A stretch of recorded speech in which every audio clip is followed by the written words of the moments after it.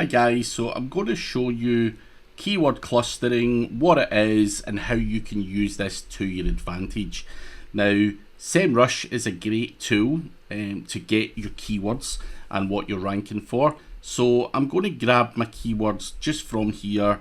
I'm just simply going to export them and then I'm going to put them into a tool called keywordcupid.com. And basically this is not your typical keyword research tool in the same sense that SEMrush is.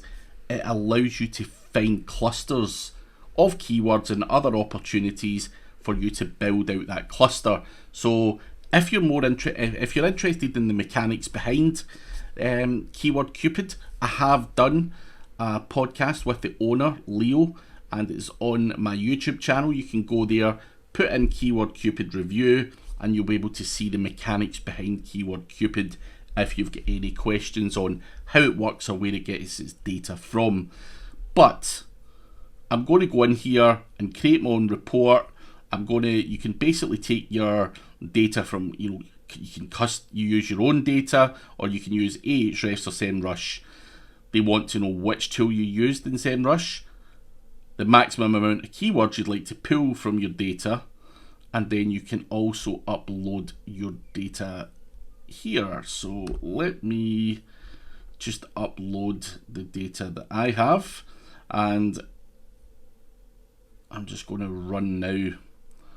It's going to use 1,000 credits. I've got 20,000 here and it is running, so we'll let that run for a moment and I will then go in and have a look at the mind map and explain in full detail why this is something that you should be doing. So this has now pulled through, and basically you have your dashboard here and it will tell you that your campaign has succeeded. Now you can download this as an Excel, but the key part here is the mind map. Now basically if I zoom in, it's going to show me big silos, small silos, and various other bits and bobs. Now, as always, we want to look at big silos first and foremost.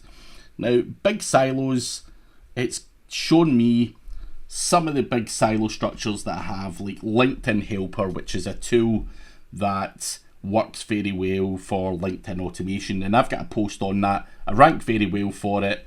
That would be the top of the silo structure, LinkedIn Helper. But there's a whole bunch of keywords and clusters around about that, such as Linked Helper is one particular post, and obviously the title tag of that may be LinkedIn Helper review or Linked Helper this, that, the next thing. Now, you can have other, subcategories or supporting content, if you like. So that would be the main page.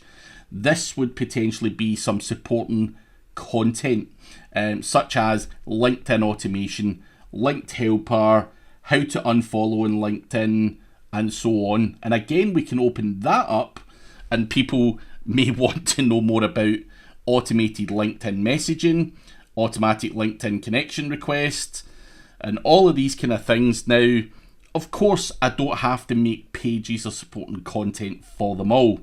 So keyword clustering, what is really important here is to understand how Google or how the search engines look at your page. Now, Google is clever enough to see this kind of structure. Now, what I would want on my page would be to be potentially, it's all about Linked Helper. I could then talk about LinkedIn automation. Then I could go on and have subsections on automated LinkedIn messaging. And it's given me the impressions, the difficulty score, and everything else. And then continue going down and adding this. So this can give you the structure for a long form blog post if you want to make sure that you're capturing all of those keywords in one article. And this can be the difference. Finding these clusters can be the difference of your article ranking for Linked Helper which is just one set of keywords, to then talking about LinkedIn automation, LinkedIn messaging, and everything else that would go in to that cluster. And that can also be utilized as part of your internal linking structure. So you can also have maybe this and LinkedIn automation all tied in together, and you may have supporting articles for this stuff. It really is up to you what you do. Now, personally, you would want to try and have one page that captures them all, but some people will have one main page that captures a couple, and then some supporting articles round about that. Now, what is really important is internal linking, which we'll go into later in the course, but this can basically give you your internal linking structure. So all of these supporting articles would link into that, which then links into that. That is essentially how you could build a good internal linking structure using a keyword clustering tool. Now that's Linked Helper. Let's look at some of the other stuff. So the main cluster here is how to get subscribers on YouTube. And then you've got all of the kind of other stuff that people are looking for. It gets serious amounts of impressions, get lots of subscribers on YouTube, how to get subscribers, blah, blah, blah, blah. You can use these as, potentially FAQs or whatever, and really find those clusters of keywords to pad out your content. How many times have you had a content writer saying, I don't know what to write? Well, go and add some FAQs, how to get subscribers, or just, write a long article saying, here's how you get subscribers, here's how you, do this, do that, or do the next thing. And that is really important. That is what keyword clustering is.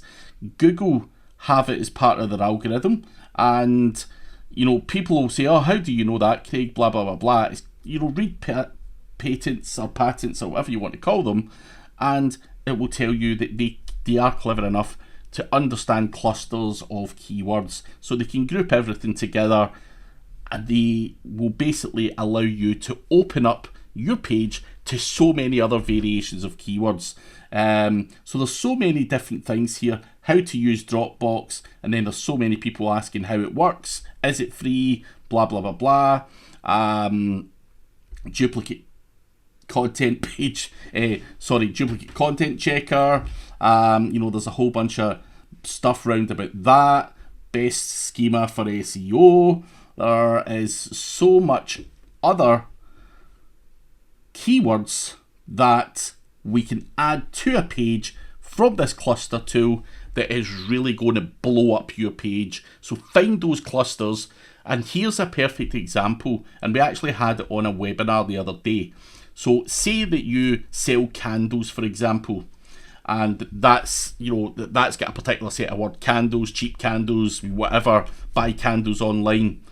Now, if you were to have a section on there on your candles page that was talking about men's scented candles, then you're opening up another cluster of keywords that is going to open up endless more traffic opportunities for your website. So keyword clustering and using something like Keyword Cupid to use that tool, to utilize this, is really a massively important part of your on-page process. And you can dive deeper into this, get right in about the tool, use it as part of your content strategy, use it as part of your internal linking strategy, bend this into whatever way it works for you, but this will allow you to get so much more out of the content that you are actually writing.